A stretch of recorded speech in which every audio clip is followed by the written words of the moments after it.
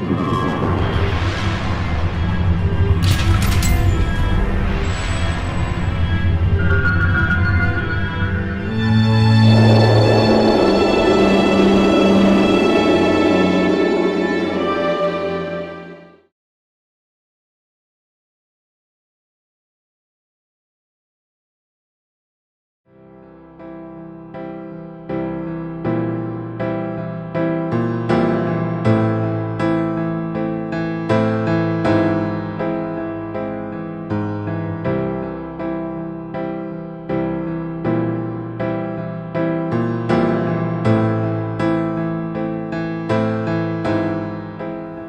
बहुत ही खुश है हम कि प्रभु ने यह अवसर हमारे जीवन में दिया है कि हम उसके पवित्र वचनों को लेकर पवित्र शास्त्र बाइबल में से हम अध्ययन कर पाए।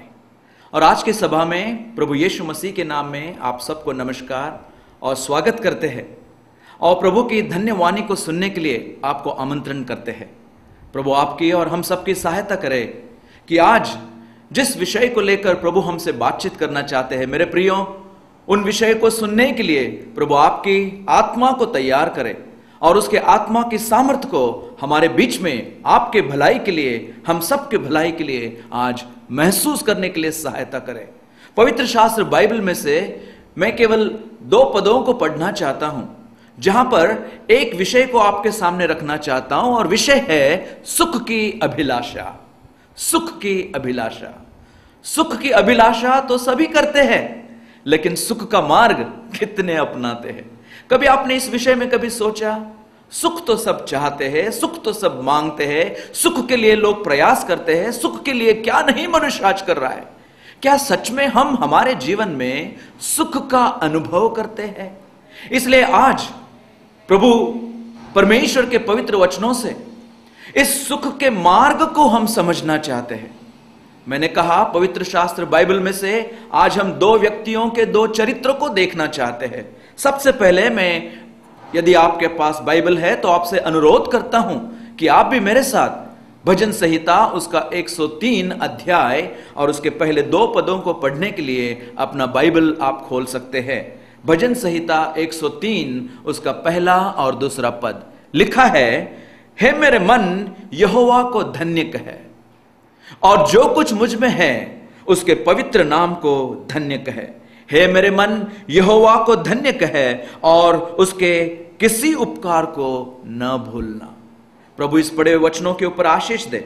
यहां एक ऐसा व्यक्ति हमारे सामने प्रभु परमेश्वर ने प्रकट किया है, दिखाया है, जो कहता है अपने जीवन के अनुभव के द्वारा, हे मेरे मन यहोवा को धन्य कहे। साथ ही क्या मैं दूसरे उस भाग को पढ़कर आपको सुनाऊं, जैसे वहां पर यह व्यक्ति भी तो धनवान ही था और उसने अपने जीवन के अनुभव में से इस प्रकार से कहा। हम पढ़ते हैं, लिखा है लूका रचित सुसमाचार उसका 12वां अध्याय और उसका 19वां पद। यहां पर हम पढ़ते हैं, और वहां अपने सब अन्न और संपत्ति रखूंगा और अपने प्राण से कहूंगा कि प्राण, तेरे पास बहुत वर्षों के लिए बहुत संपत्ति रखी है, चैन कर, खा पी और सुख से रहे। यहां एक व्यक्ति जो अपने आप को धन्य कहना चाहता है और वहां एक व्यक्ति जो यहोवा को धन्य कहना चाहता है। दोनों धनवान थे, दोनों के जीवन में परमेश्वर ने अनुग्रह और आशीष को दिया था, लेकिन एक उसका सारा श्रेय परमेश्वर को देता है, दूसरा व्यक्ति उसका सारा श्रेय अपने आप को लेता है। जानते हैं इन 2 पदों को पढ़कर, इन 2 चरित्रों के बारे में हम आज क्यों बोलना चाहते हैं? यह इसलिए मेरे प्रियो, क्योंकि आज संसार में सुख की अभिलाषा में जीने वाले व्यक्ति 2 में से एक भाग में, एक गट में अपने आप को पाते हैं। या तो आप इस पहले व्यक्ति के समान हैं, नहीं तो आप ये दूसरे व्यक्ति के समान हैं। इन बातों को समझने के लिए आइए इन दोनों के चरित्रों को अपने सामने रखकर प्रभु यीशु मसीह ने बताए हुए कुछ बातों को, उनके दिए हुए संदेश को हम सुनना चाहते हैं। हम चाहते हैं कि हे परमेश्वर, आज सच में वो सुख क्या है और वो सुख का मार्ग क्या है और वो सुख मनुष्य अपने जीवन में कैसे अनुभव कर सकता है, इस विषय को हम समझना चाहते हैं। जैसे मैंने कहा, पहले व्यक्ति ने कहा, हे मेरे मन यहोवा को धन्य कहे। क्यों वो यहोवा को धन्य कहता है? उसका कारण उन्हीं पदों में दिया है। सबसे पहले तो कहूं, उसने जान लिया कि यहोवा धन्य है। दूसरी बात है, जो कुछ उसके जीवन में उसने अनुभव किया है, वो कहता है यह परमेश्वर के सारे उपकार मेरे जीवन में है। परमेश्वर उपकार करने वाला है, भला है और भलाई करने वाला है। इतना ही नहीं, वो कहता है उसके पवित्र नाम को धन्य कहे। एक, यहोवा धन्य है। दो, यहोवा पवित्र है। तीन, यहोवा भलाई करने वाला है। सारा श्रेय, यदि मैं सच कहूं तो ये तो धनवान साधारण धनवान नहीं था, ये तो एक बड़ा राजा था। इस राजा का नाम दाऊद था। उसने अपने जीवन का सारा श्रेय परमेश्वर की ओर से अपने जीवन में पाए हुए सुख का अनुभव करते हुए यहोवा को धन्य कहा है। मेरे प्रियो, यह मैं इसलिए जोर देकर कहना चाहता हूं क्योंकि आज हम यदि सुख का अनुभव करना चाहते हैं तो हम किस आधार पर सुख को अपने जीवन में अपना सकते हैं?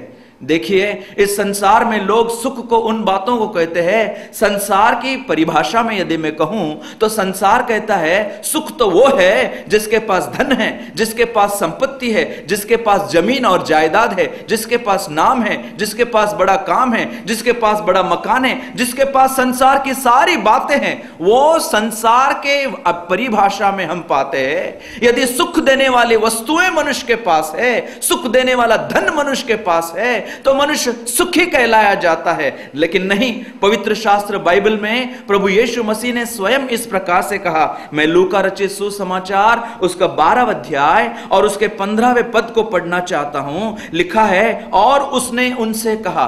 किसने किससे कहा? यीशु मसीह ने उन सारे लोगों से कहा। मानो यीशु मसीह आज आपसे और मुझसे भी कहना चाहते। क्या आप ध्यान से सुनेंगे? क्या प्रभु यीशु मसीह ने क्या कहा? उसने उनसे कहा, चौकस रहो और हर प्रकार के लोभ से अपने आप को बचाए रखो, क्योंकि किसी का जीवन उसकी संपत्ति की बहुतायत से नहीं होता।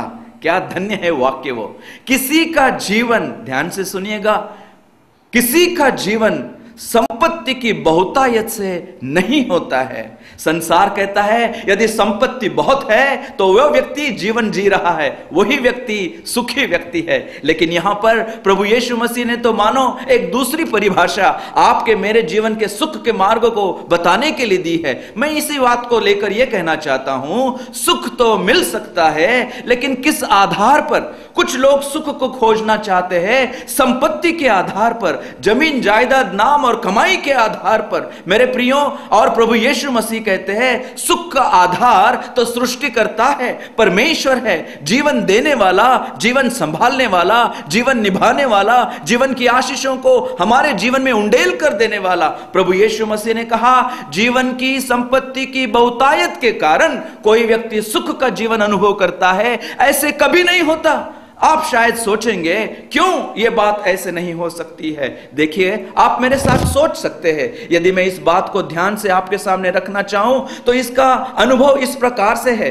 क्यों हम प्रभु यीशु मसीह ने कहे हुए शब्दों के ऊपर विश्वास करते हैं? साधारण सी बात है मेरे प्रियो। देखो, पैसा सब कुछ नहीं है, संपत्ति सब कुछ नहीं है, जमीन जायदाद सब कुछ नहीं है। वैसे एक तरह से देखा जाए तो ये सारी बातें हमें यहीं पर छोड़कर जाना है। ये तो तात्कालीन बातें हैं। ये तात्कालीन बातें हमें अनंत बातों के सुख के अनुभव को कैसे दे सकती है? नहीं हो सकता है, ये नामुमकिन है। ये तो बात छोड़कर आप मेरे साथ सोच विचार कर सकते हैं। आप सोचिएगा, पैसा क्या कर सकता है और पैसा क्या नहीं कर सकता है। आप सोचिए, पैसे से हम घर खरीद सकते हैं, मकान खरीद सकते हैं, अच्छी एक रहने की जगह खरीद सकते हैं। सुनिएगा, पैसे से घर खरीद सकते हैं, लेकिन पैसे से कभी परिवार नहीं खरीद सकते हैं। कितने लोगों के पास घर है, मकान है, बंगला है, अच्छा घर है, लेकिन घर के अंदर आप जाकर देखिए, ना परिवार है, ना पारिवारिक सुख है, ना परिवार का आनंद और अनुभव है।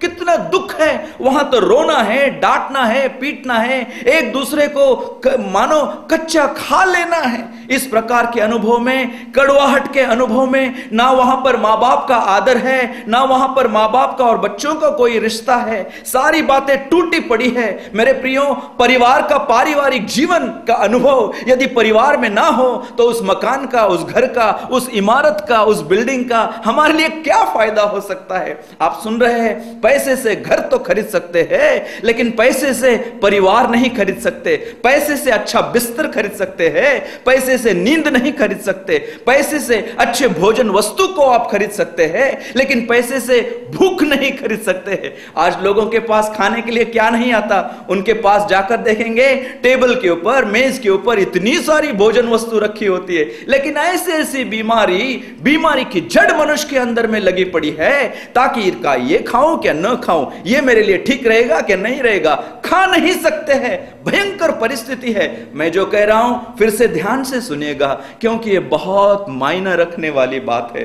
परमेश्वर सुख है और सुख देना चाहता है, वो भला है और वो भलाई करना चाहता है। मेरे प्रियो, ये संपत्ति के आधार पर के सुख की बात नहीं है जो संसार की परिभाषा है, लेकिन संसार के परे सृष्टिकर्ता की परिभाषा को बताना चाहते हैं। पैसे से घर खरीद सकते हैं, परिवार नहीं खरीद सकते। पैसे से आप बिस्तर खरीद सकते हैं, नींद नहीं खरीद सकते। पैसे से भोजन वस्तु खरीद सकते हैं, लेकिन भूख नहीं खरीद सकते हैं। पैसे से किताबों को खरीद सकते हैं, ज्ञान को नहीं खरीद सकते हैं। पैसे से आप अच्छे जगह पर यात्रा कर सकते हैं और शांति की खोज में बहुत सारे स्थलों को यात्रा कर सकते हैं, लेकिन याद रखिए, शांति को खरीद नहीं सकते हैं। पैसे से अपने आप का मनोरंजन करने के लिए बहुत सारे चीजों को, वस्तुओं को आप खरीद सकते हैं, लेकिन पैसे से आनंद नहीं खरीद सकते हैं। क्या आप ध्यान से सुन रहे हैं? मैं और आगे चलकर यह कहना चाहूंगा और कहने की चेष्टा कर पाऊंगा कि पैसे से मनुष्य ने तो परमेश्वर के नाम पर मिले हुए चित्रों को, चिन्हों को, दर्शकों को खरीदने की कोशिश की। पैसे से मनुष्य चित्र, दर्शक, चिन्ह को परमेश्वर के नाम में खरीद सकता है, लेकिन मोक्ष को, उद्धार को और तारण को, या नए जन्म के अनुभव को, या पाप क्षमा को, नजात को मनुष्य नहीं खरीद सकता है। यदि हमारी जरूरत, आप ध्यान से सुनिए, यदि हमारी जरूरत ज्ञान होती तो किसी ज्ञान देने वाले को परमेश्वर आपके लिए, मेरे लिए भेजता। यदि हमारी जरूरत इस संसार में जीते वक्त यदि मनोरंजन होती तो किसी मनोरंजन करने वाले को परमेश्वर हमारे लिए इस संसार में भेजता। यदि हमारी जरूरत कुछ खोज करने की होती तो किसी एक वैज्ञानिक को परमेश्वर हमारे लिए इस संसार में भेजता। लेकिन आपकी और मेरी जरूरत उद्धार, मोक्ष, पाप की क्षमा है, जो हमारी मूल जरूरत है। इसलिए परमेश्वर ने एक मुक्तिदाता को भेजा, एक उद्धारकर्ता को भेजा, और वह उद्धारकर्ता प्रभु यीशु मसीह है। सुख तो चाहते हैं, लेकिन किस आधार पर? सृष्टिकर्ता के कहने के आधार पर या संपत्ति के आधार पर? संपत्ति इन सारे बातों को हमें कभी नहीं दे सकती है। इसलिए इन दो व्यक्तियों के, दो चरित्र के, दो अनुभव की बातों को बोलकर, एक तो कहता है हे मेरे मन यहोवा को धन्य कहे, लेकिन दूसरा कहता है हे मेरे मन अपने आप को धन्य कहे। जिसने कहा अपने आप को धन्य कहे, वो कहता है मेरा खेत है, मैंने बोया, मैंने कमाया, मैंने पाया, मैंने इकट्ठा किया, और मैं अपने प्राण से कहता हूं हे मेरे प्राण, बस तेरे लिए बहुत कुछ छोड़ कर रखा हुआ है। तू चैन कर, ऐश कर, खा पी और अपनी मनमानी कर। जो कोई अपने प्राण की मनमानी के जीवन के अनुसार जीता है, ध्यान से सुनिएगा, वो अपने प्राण की हानि उठाता है। परमेश्वर नहीं चाहता है कि आपके और मेरे प्राण की हानि हम उठाए, बल्कि हमारी भलाई वो करना चाहता है। इसलिए इन दो पदों को लेकर जिस विषय को मैं आपके सामने रखना चाहता हूं, वो प्रभु यीशु मसीह के इन शब्दों में मत्ती रचित सुसमाचार उसके 16वें अध्याय के 26वें पद को मैं पढ़ना चाहता हूं।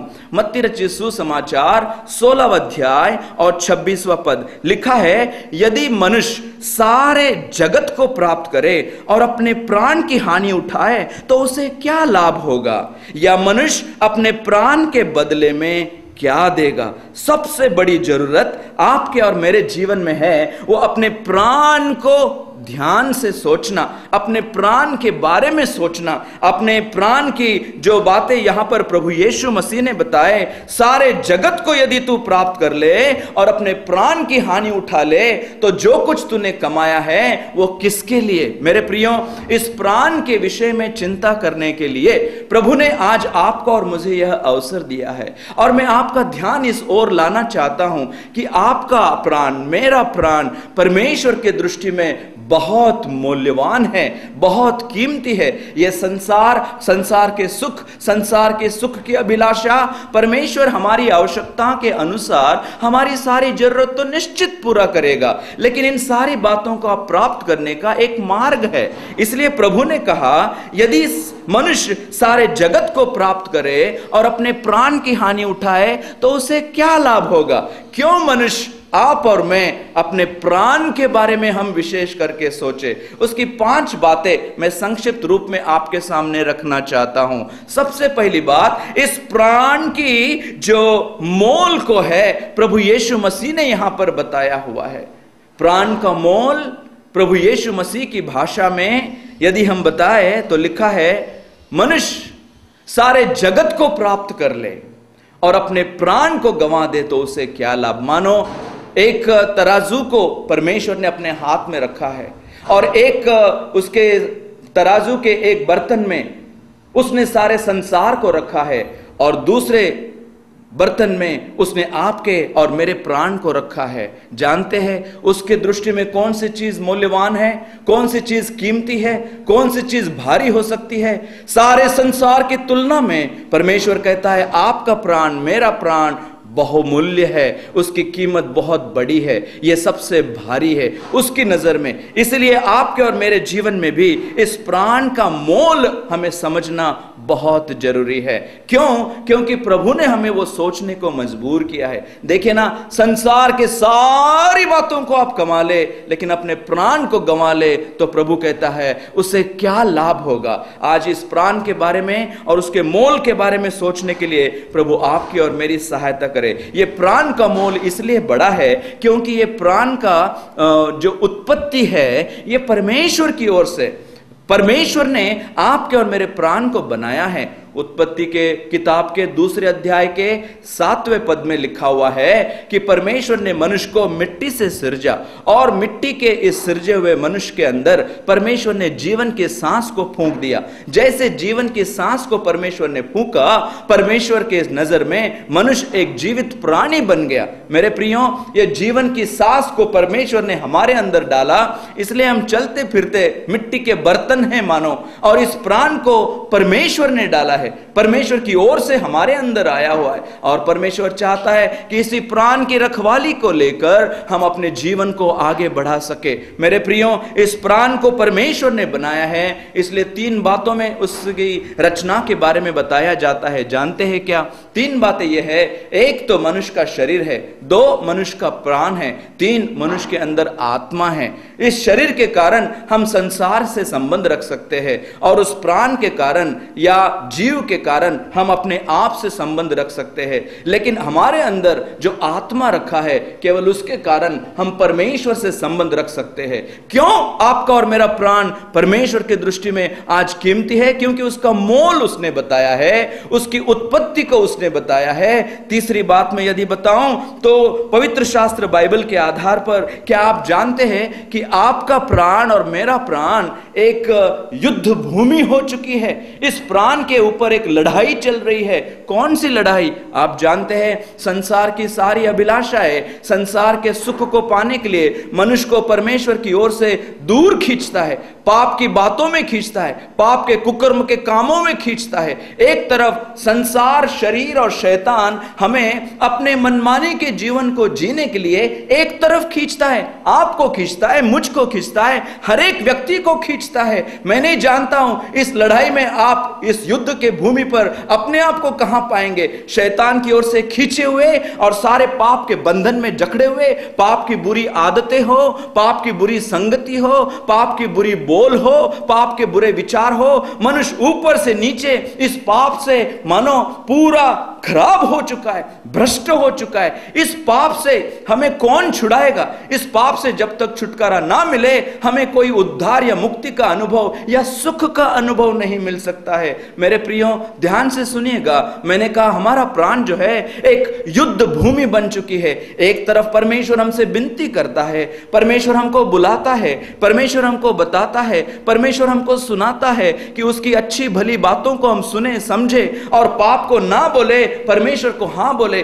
पाप की आदतों को छोड़ दे और परमेश्वर के पीछे हम हो ले, उसके वचनों का अध्ययन करें, उनकी बहुमूल्य बातों को सुनकर अपने प्राण को उस प्रभु के हाथ में सौंप दे जिसकी रखवाली वो अच्छी तरह से करना चाहता है। लेकिन यदि प्राण को इस संसार की अभिलाषाओं या पाप की बुरी आदतों की ओर अपने आप को देंगे तो जानते हैं ये लड़ाई आपके अंदर मेरे अंदर हमेशा चल रही है। सुबह शाम हर मिनट हर वक्त पर यह लड़ाई आपके जीवन में मेरे जीवन में चल रही है। इसलिए सवाल मन में आता है, जाऊं क्या नहीं, देखूं क्या नहीं, खाऊं क्या नहीं, खाऊंगा तो क्या होगा, देखूंगा तो क्या होगा। अपने मन में दिए हुए उस विवेक के अनुसार हम जानते हैं या तो आपका विवेक आपको साथ देता हो, नहीं तो आज आपका विवेक आपको विरोध करता हो। यह युद्ध हमारे अंदर चल रहा है, यह एक युद्ध की भूमि बन चुकी है। परमेश्वर विनती करता है ताकि हम सारी पाप की बातों को छोड़कर परमेश्वर की बातों में अपने आप को सौंप दे। लेकिन संसार, शैतान, शरीर और उनकी अभिलाषाएं हमें संसार की ओर अपनी ओर खींचती है और यह युद्ध भूमि बन चुकी है। इसलिए आपका प्राण, मेरा प्राण, इसके बारे में हमें सोचना बहुत जरूरी है। मैंने कहा 5 बातें बताऊंगा। सबसे पहली, उस प्राण का मोल क्या है।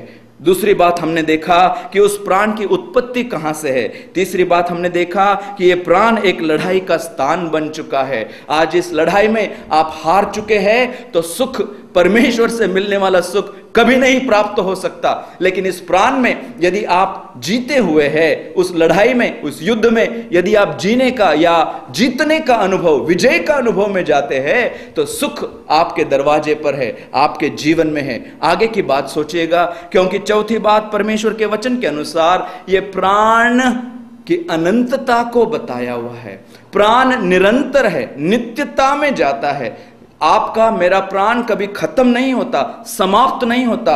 मृत्यु के साथ प्राण समाप्त नहीं होता है। शरीर तो मिट्टी है, मिट्टी मिट्टी में मिल जाएगी, लेकिन प्राण परमेश्वर की ओर जाएगा। जानते हैं किसका?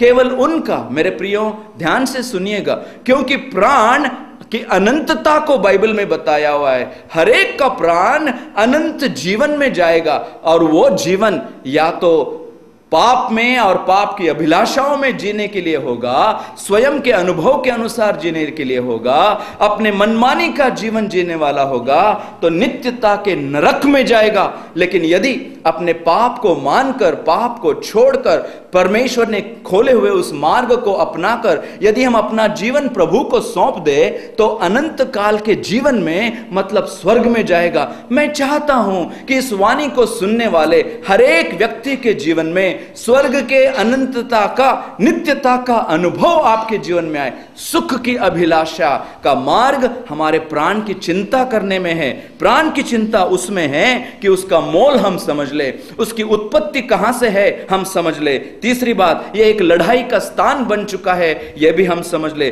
चौथी बात, यह प्राण की अनंतता क्या है उसको भी हम समझ ले। क्यों इतना मैं कहना चाहता हूं? जानते हैं क्यों?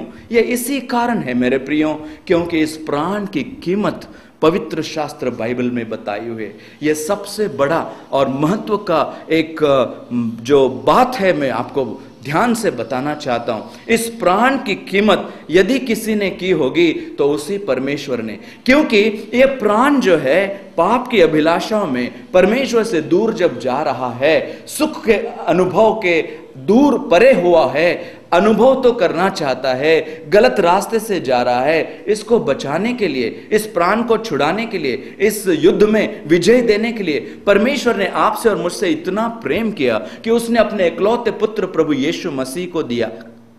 केवल प्रभु यीशु मसीह जो आपके और मेरे पापों के लिए सलीब पर मारे गए, गाड़े गए, जी उठे, आपके प्राण के छुटकारे की कीमत यीशु मसीह के उस सलीब के ऊपर छिड़के गए उस लहू में हम देखते हैं। वो कीमत उस लहू की इस प्रकार से पवित्र शास्त्र बाइबल में बताई है। पहला पत्रस उसका पहला अध्याय और उसका 18 और 19 पद को मैं पढ़ूं तो पवित्र शास्त्र बाइबल में इस प्राण की कीमत को जो बताया है यीशु मसीह के लहू में उसको अदा किया गया है। लिखा है इस प्रकार से, पहला पत्रस उसका पहला अध्याय और उसका 18 और 19वां पद, क्योंकि तुम जानते हो कि तुम्हारा निकम्मा चाल चलन जो बाप दादाओं से चला आता है, उससे तुम्हारा छुटकारा चांदी सोने अर्थात नाशमान वस्तुओं के द्वारा नहीं हुआ, पर निर्दोष और निष्कलंक मेमने अर्थात मसीह के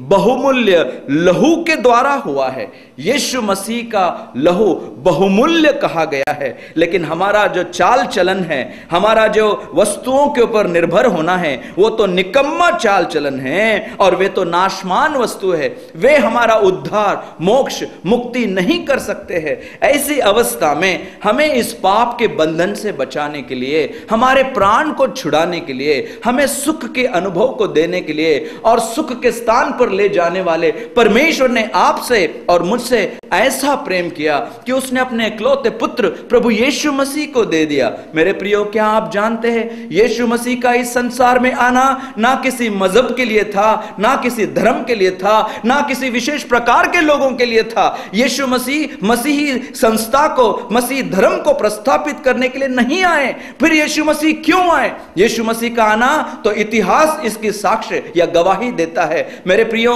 यीशु मसीह का इस संसार में आना एक ही था कि आपका और मेरा प्राण उस परमेश्वर के द्वारा बचाया जाए, छुड़ाया जाए, मुक्ति के अनुभव में लाया जाए। यदि आज आप अपने प्राण की हानि उठाएंगे, मनमानी का जीवन जिएंगे, तो निश्चित हानि उठाएंगे। लेकिन आज मनमानी को छोड़कर और अपने पाप के कुकर्म को छोड़कर, मन फिराकर यदि आप विश्वास करेंगे यीशु मसीह परमेश्वर होते हुए मनुष्य बना, मेरे लिए इस संसार में आया, मेरे पापों को अपने ऊपर लिया, मेरे लिए वो सलीब पर मारा गया, गाड़ा गया और वो जी उठा। यीशु मसीह आज जिंदा है।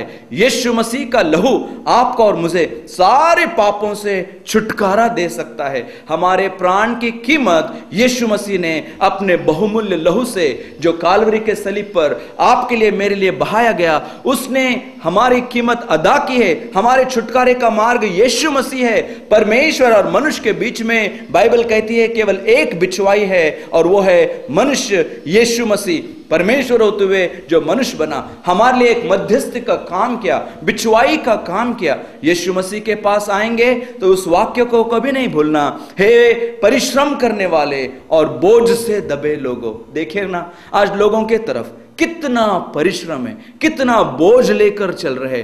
जब तक इस पाप का हल नहीं लेंगे मेरे प्रियो, इस बोझ को और परिश्रम को अपने जीवन में नित्य अनुभव करते रहेंगे। इसलिए मैं आपसे विनती करता हूं, सुख की अभिलाषा करना तो ठीक है, लेकिन सुख का मार्ग अनुकरण करना जरूरी है। यदि सुख का अनुभव करना चाहते हैं तो आज आप प्रभु के इन वचनों को सुनकर उसके पास आ सकते हैं। हे परिश्रम करने वाले और बोझ से दबे लोगों, प्रभु कहता है मेरे पास आओ। क्या? मेरे पास आओ। संसार के लोगों के पास आप जाकर पूछेंगे तो वो कहेंगे इसके पास जाओ, उसके पास जाओ, क्योंकि उनके पास आपके लिए, मेरे लिए वो सुख के अनुभव को देने के लिए कुछ भी नहीं है, सिवाय केवल ऊपरी शब्द, सिवाय केवल ऊपरी ऐसे रास्ते जो आपको और मुझे मदद करने के अलावा, सलाह देने के अलावा, समझाने के अलावा अक्सर तो लूटने के अनुभव दिखाई देते हैं। केवल यीशु मसीह कहते हैं, हे परिश्रम करने वाले और बोझ से दबे लोगों, मेरे पास आओ और मैं तुम्हें विश्राम दूंगा। यीशु मसीह आज आपको और मुझे विश्राम देना चाहते, पाप की क्षमा के द्वारा, प्राण को बचाने के द्वारा, उद्धार के अनुभव के द्वारा। मेरे प्रियो, यही तो बात मैं उन दो व्यक्तियों के दो चरित्र को लेकर कहना चाहता था। दोनों के जीवन में अपनी अपनी गलतियां थी, अपने अपने पाप थे, अपने अपने मनमानी की बातें थी। उन्होंने भी परमेश्वर को जैसा चाहता वैसा नहीं चाहता। मेरे प्रियो, जैसे चाहना था वैसे नहीं चाहता। इसलिए यदि मैं पहले व्यक्ति के बारे में कहूं जो कहता था, हे मेरे मन यहोवा को धन्य कहे। जानते हैं क्यों? क्योंकि यहोवा के द्वारा, परमेश्वर के द्वारा सच्चे जीवन के अनुभव को उसने अपने जीवन में किया था। जो धन नहीं दे सकता था, राजा होकर भी सारी सुविधा उसके पास थी, सुख की सारे वस्तुएं थी, लेकिन उसके द्वारा सुख नहीं बल्कि और दुख के ऊपर दुख उसके जीवन का अनुभव था। जब लेकिन परमेश्वर को शरण आया, अपने पाप को मान लिया, पाप से मन फिराया, पश्चाताप किया, मन फिराया, छोड़ दिया और परमेश्वर ने किए हुए उस बलिदान को अपने लिए एक विश्वास के द्वारा जो आगे होने वाला था, यीशु मसीह के सलीब के ऊपर जाने वाले में उसने अपने पाप को मानकर, भरोसा कर कर मानो यीशु मसीह को अपना प्रभु और मुक्तिदाता करके अंगीकार किया। इसलिए उसका सारा श्रेय उसे सुख के अनुभव के जीवन में करते वक्त वो कहता है, हे मेरे मन यहोवा को धन्य कहे, उसके किसी भी उपकार को न भूलना। लेकिन आप इस दूसरे व्यक्ति को देखेंगे लूका रचित सुसमाचार 12 अध्याय में, जिसके बारे में मैंने पढ़ा, जो अपने मनमानी से जीना चाहता था। उसने कहा बहुत संपत्ति है और बहुत पैसा है, बहुत जमीन जायदाद है, बहुत अनाज कमाया है, बहुत कुछ धन इकट्ठा बटोर कर रखा हुआ है। हे मेरे मन, हे मेरे प्राण, खा पी और ऐश कर, अपनी भाषा में चैन से रहे, सुख से रहे। लेकिन क्या उसके प्राण को सच में सुख मिला? क्योंकि प्रभु ने उस व्यक्ति के बारे में बोलते वक्त लूका रचित सुसमाचार 12वां अध्याय और उसके 20वें पद में इस प्रकार से कहा, परमेश्वर ने उससे कहा, हे मूर्ख, इसी रात तेरा प्राण तुझसे ले लिया जाएगा, तब जो कुछ तूने इकट्ठा किया है वह किसका होगा? जानते उसको क्या कहा गया? हे मूर्ख, इसी रात तेरा प्राण यदि तुझसे लिया जाएगा, जो कुछ बटोर कर रखा है किसके लिए रहेगा? आप और मैं सोचने के लिए मजबूर किए जाते हैं।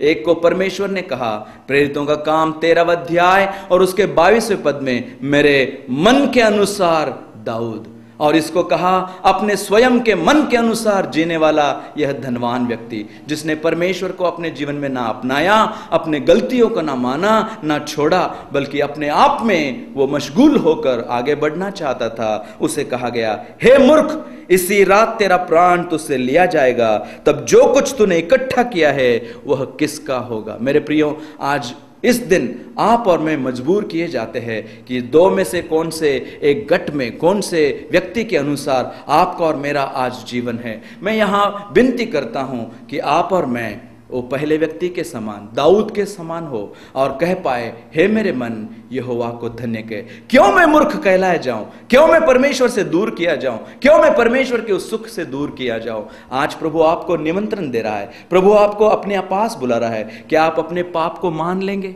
क्या अपने पाप से मन फिराएंगे?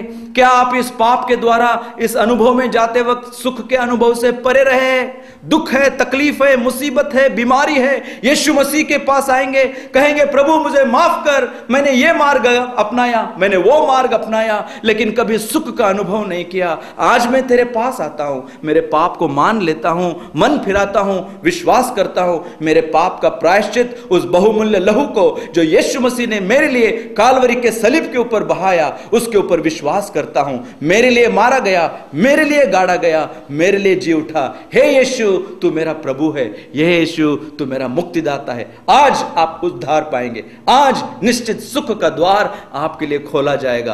प्रभु के मन की शांति आपके जीवन में आएगी, प्रभु के मन का आनंद आपके जीवन में आएगा। प्रभु इन वचनों को सुनकर इसके अनुसार करने के लिए, अपना जीवन यीशु मसीह को देकर उसकी महिमा के लिए जीने के लिए आपकी सहायता करे। प्रभु इन वचनों के ऊपर अपनी बहुतायत की आशीष दे। आज कौन यीशु मसीह को अपना जीवन देकर आगे बढ़ना चाहता है? क्या आप सुख की अभिलाषा तो है, सुख का मार्ग है यीशु मसीह, सलीब के ऊपर मारा गया, गाड़ा गया, जी उठा यीशु मसीह। मार्ग, सत्य और जीवन मैं ही हूं। क्या आप अपनाएंगे तो सुख का अनुभव निश्चित आप करेंगे। प्रभु इन वचनों के द्वारा आप सबको आशीष दे। आमीन।